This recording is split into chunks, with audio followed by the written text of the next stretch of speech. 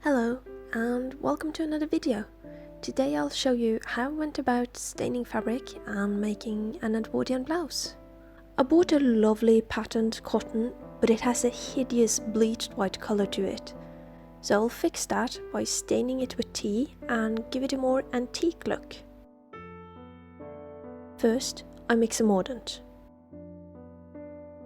To make the colour stick, it needs to be treated with a fixative, either before or after dyeing. The easiest would be to buy a pack of mordant, which will give you a nice result, but I opted for one of the many homemade versions, using a mixture of water, vinegar and salt. I've prepared swatches of different fabrics to test out the dyeing process. I let my swatches simmer for 1 hour in my fixative before putting them into my tea bath.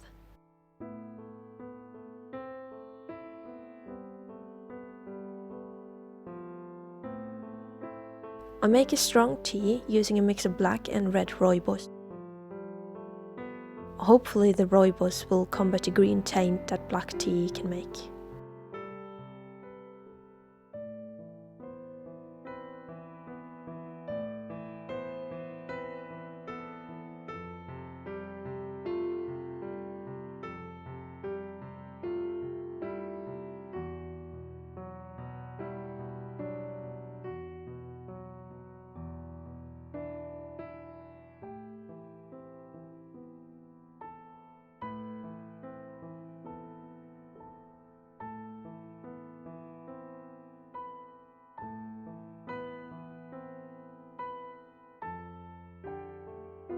I had some beetroot juice left over, so I decided to try that out as well.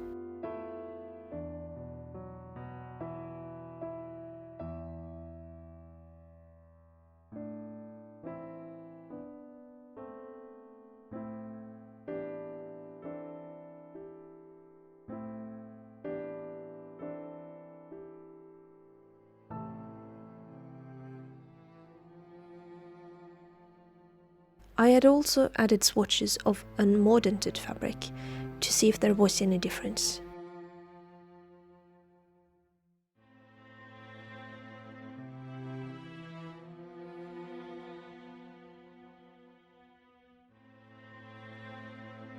Then I removed my swatches after 10 and 20 minutes, 1 hour, and finally I removed the swatches after 12 hours.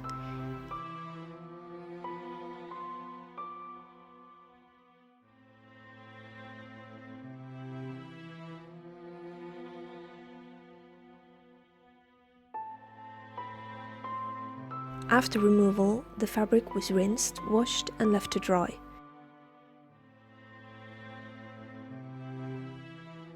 I've always known beetroot to stain terribly, so I expected it to hold up a lot more. This is the result of my beetroot swatches. It did stain the fabric somewhat, but it did not colour it.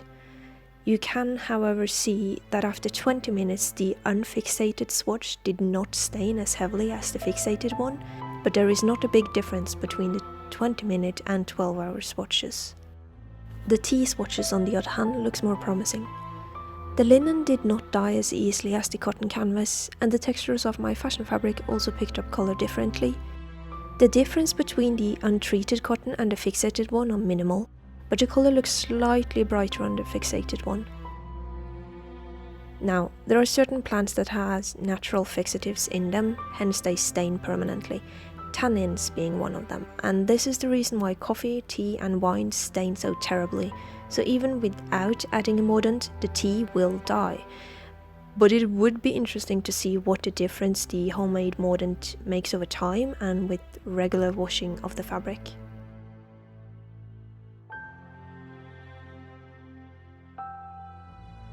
Then I prepared my fabric. Having already washed it before letting it simmer in my mordant,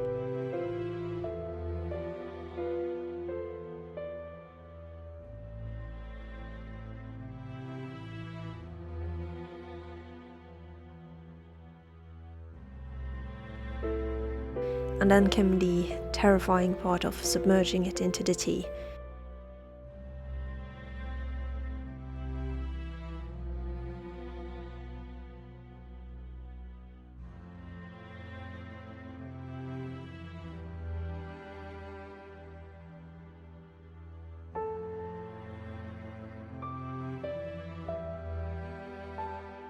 After only 5 minutes, I remove it from the pot and rinse it.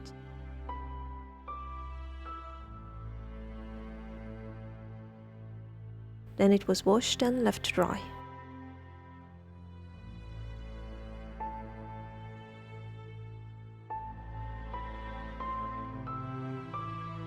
And here is the result. This is the lace I bought to match the fabric. It no longer matches.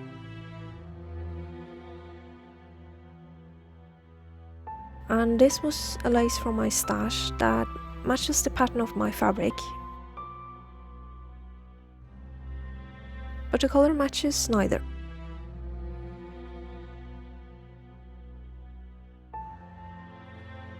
So you know what had to be done next. Into the tea it goes.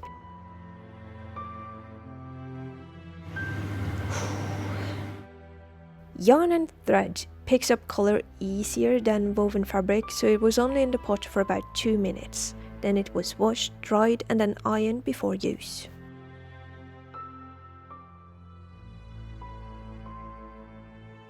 Then finally I drafted my pattern.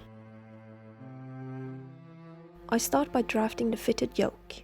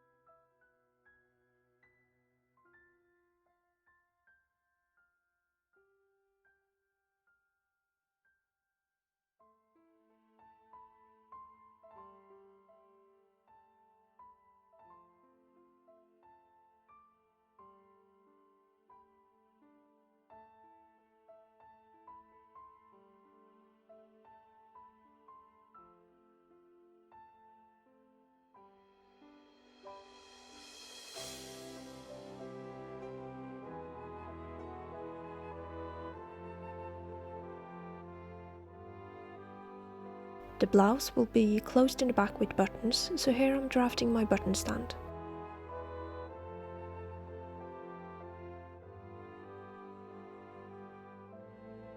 The bodice will consist of pin tucks and gathers. I tried to math this out so that I could simply follow a pattern, but it did not work out. I didn't test it first, and if I had, I would have known that the stripes on my fabric was not all the same width. But I am also just bad with math, because this would have been wrong regardless, as I shall soon see.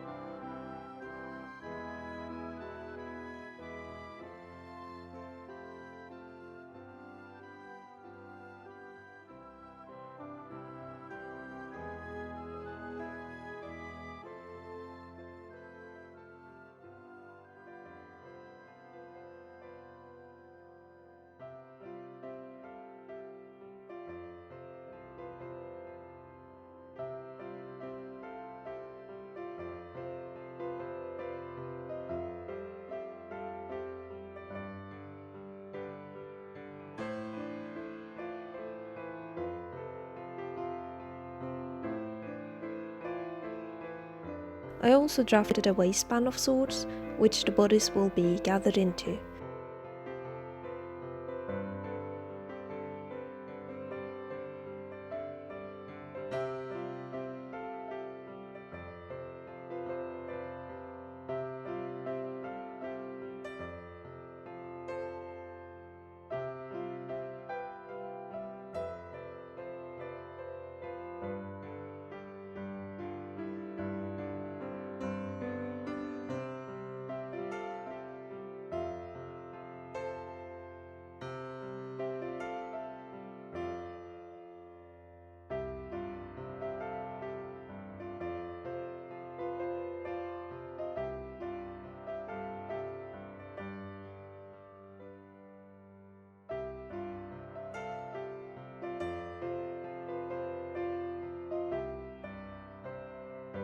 Then I drafted my sleeve.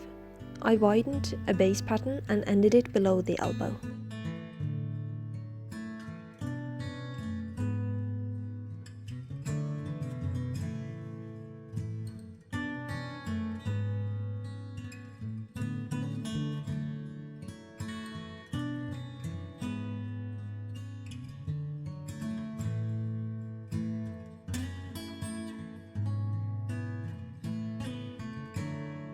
Then I made a fitted cuff. I've learned that you should offset the side seam at the wrist with 1 inch to curve the seam along the arm. That way you can show off the buttons. Which I'm not sure if I will have yet, but I'm curious to test out this method. I should probably make a mock-up though.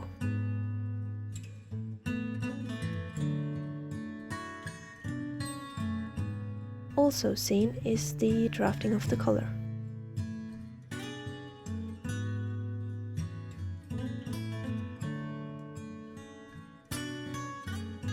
Then time came to cut it out.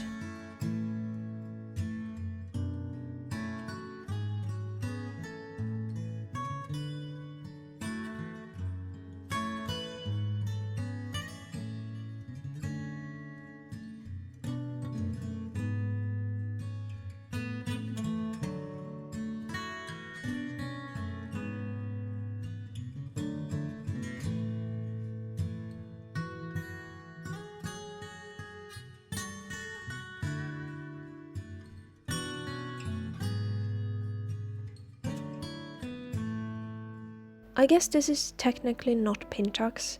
First of all, because they are too wide, and secondly, because it turned out to be too difficult to pin and sew, so I ended up ironing and sewing them down as I went.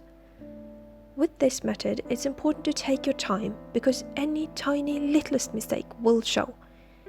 Even more so on striped fabric. I took my time, still there were enough mishaps.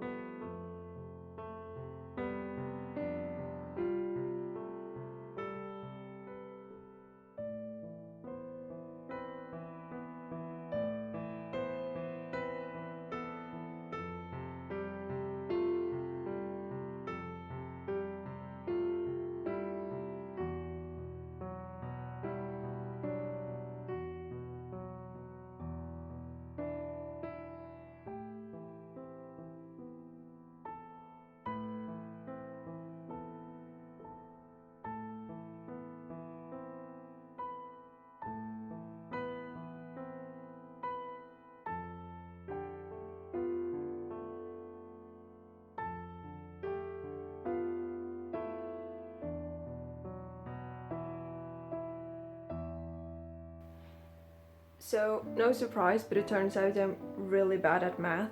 So this ended up way too big, and my choices for trying to fix this is to either add more of these pin tucks, which then takes it into the right size, but I don't really like the look of it.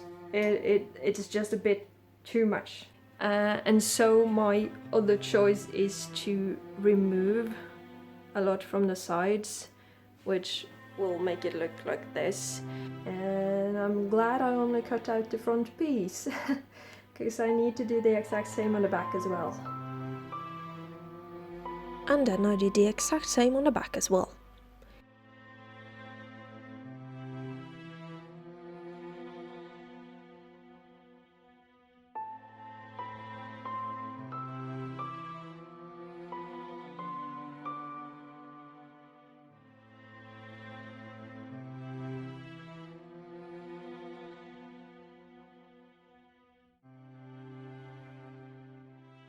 The yoke was cut out, making sure to pattern match.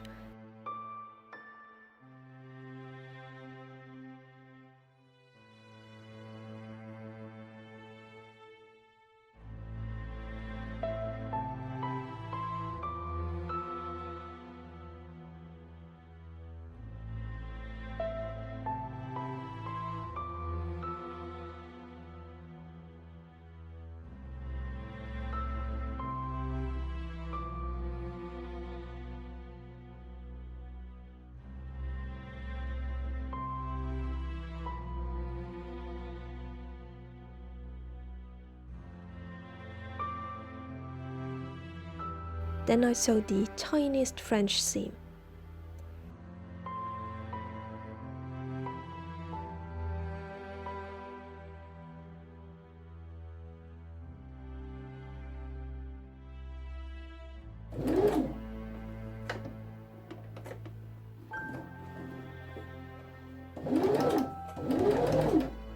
Var så snill då.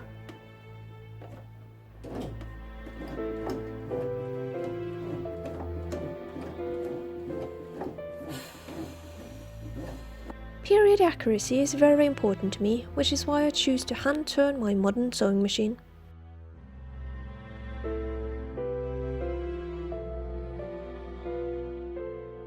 Yoke aside, no, never mind, it's time for some insertion lace, which, unlike the pin tucks, were pinned down and sewn at both sides.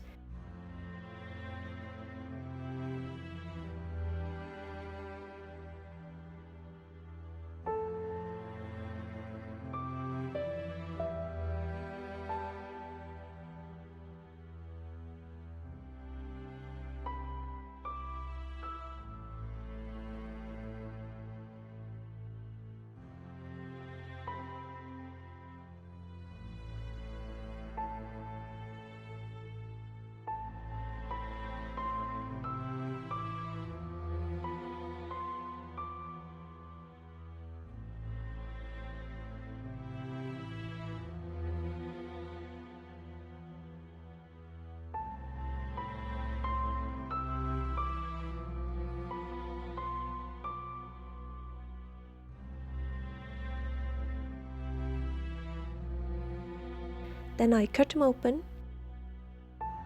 used my needle to fold the fabric over twice and stitching it down.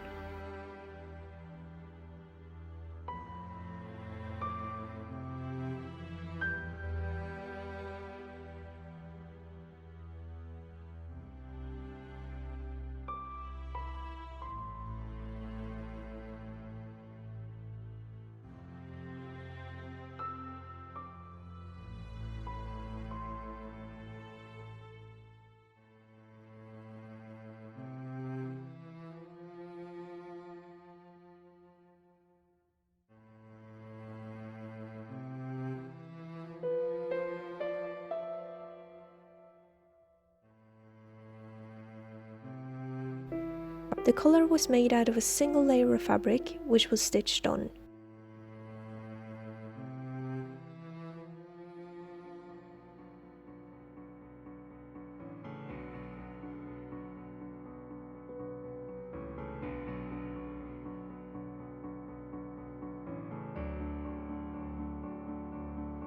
Then I sewed a gathering thread into the front bodice piece and stitched the yoke to the bodice with French seams.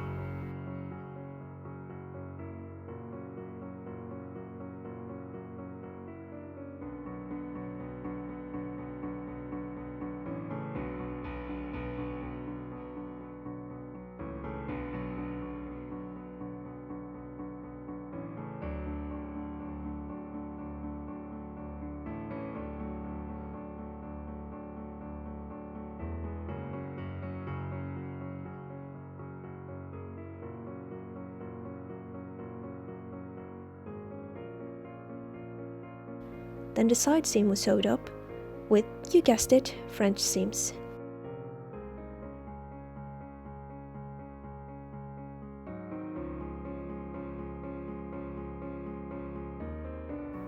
So this is what the sleeve looks like as a mock-up, and it doesn't look Right. First of all, this main sleeve is too short. It hits me right at the elbow. It was supposed to hit me right below it. I do like the cuff. There isn't really enough volume in this for this look to work. So I will either have to add more fabric to it, which I probably don't have, or I could change it into more of a Lego mutton, combining the cuff and the sleeve, or I could make the sleeve part a lot longer, and instead of having the high cuff I put it further down.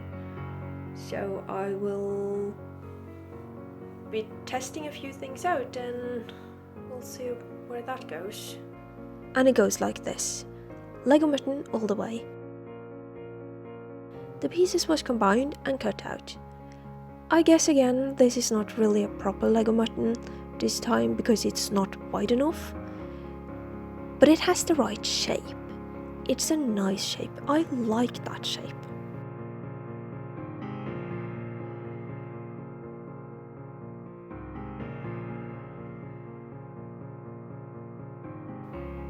The sleeves are sewn with French seams and finished with turning the cuff up twice and top stitching.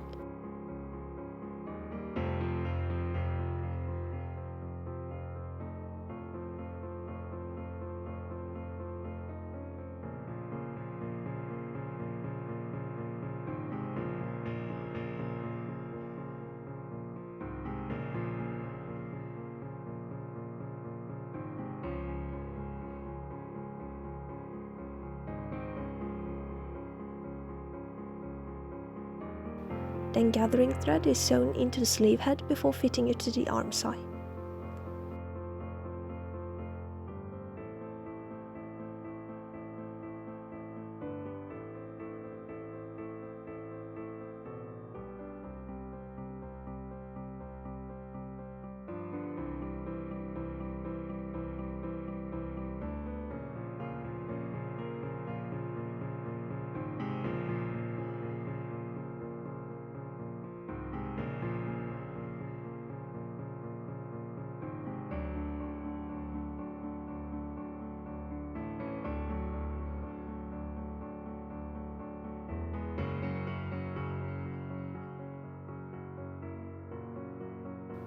I'm then basting it on with the largest stitch on my machine.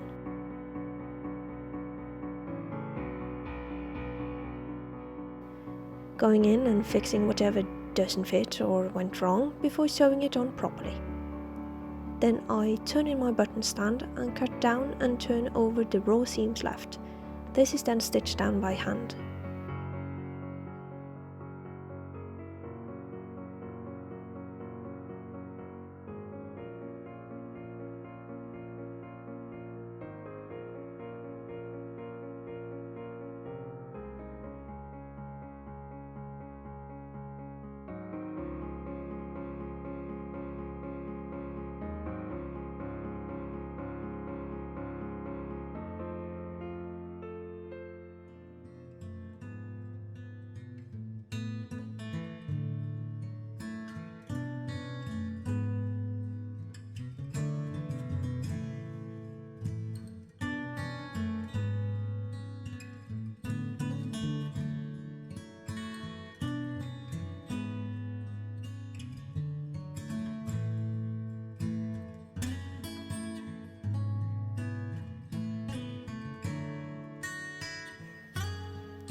The waistband consists of 2 layers of fabric.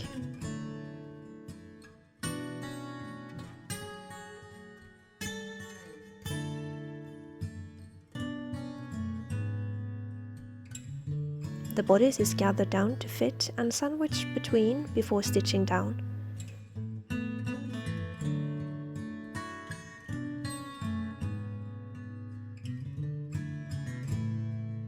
The waistband is turned over and the bottom is ironed in on itself before stitching down with the top stitch.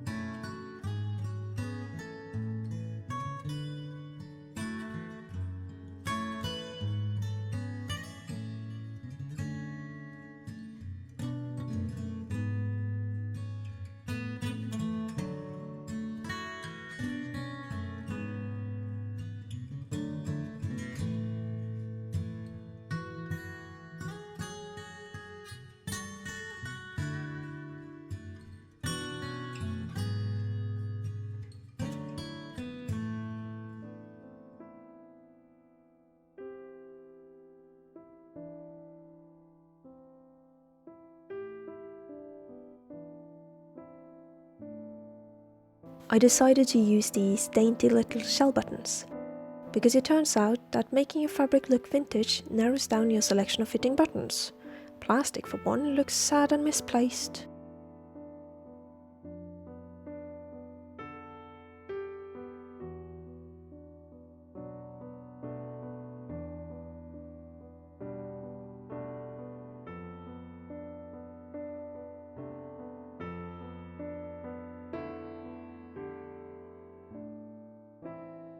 I like stitching my buttonholes from the bottom up.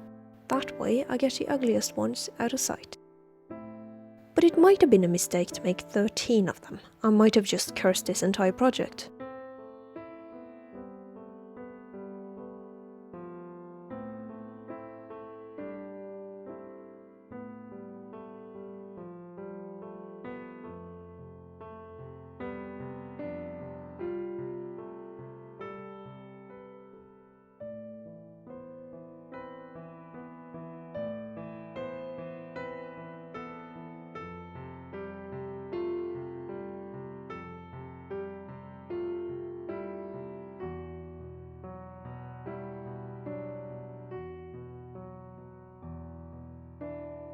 I marked the placement of my 13 buttons and stitched them down.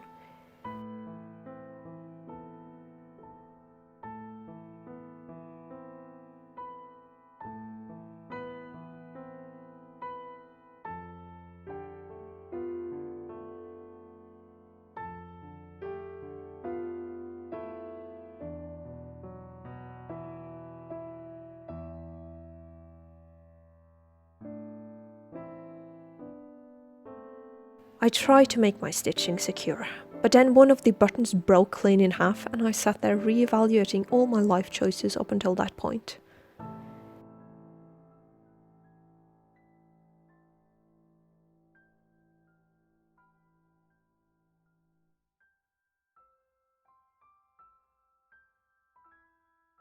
I decided to forget the buttons and started on some festive decorations, sewing lace around the yoke, and then my needle snapped.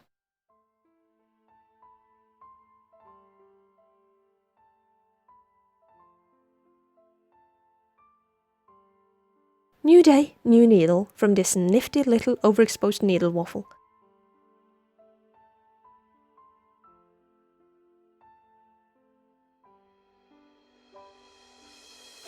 I continued stitching lace around the yoke, gathering as I went.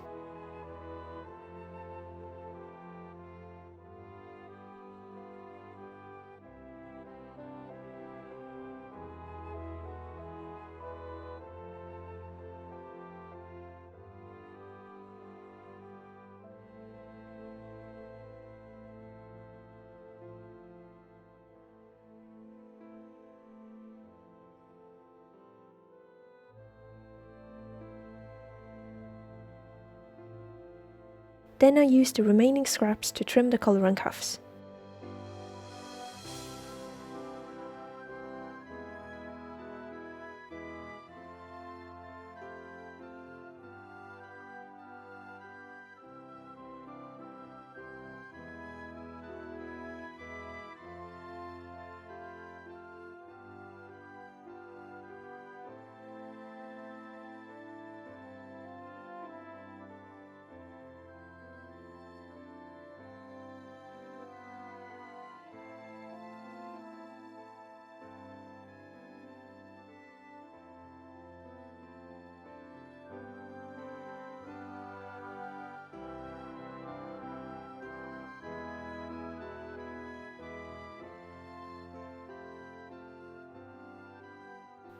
And that's it. It's done.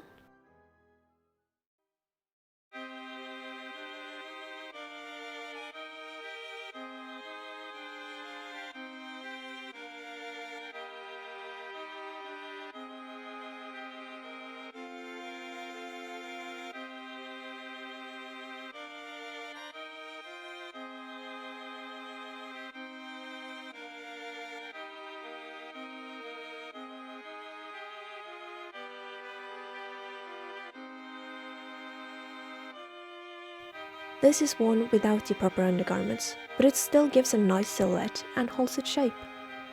All in all, I'm very pleased with how this turned out, and I'm looking forward to get some wear out of it.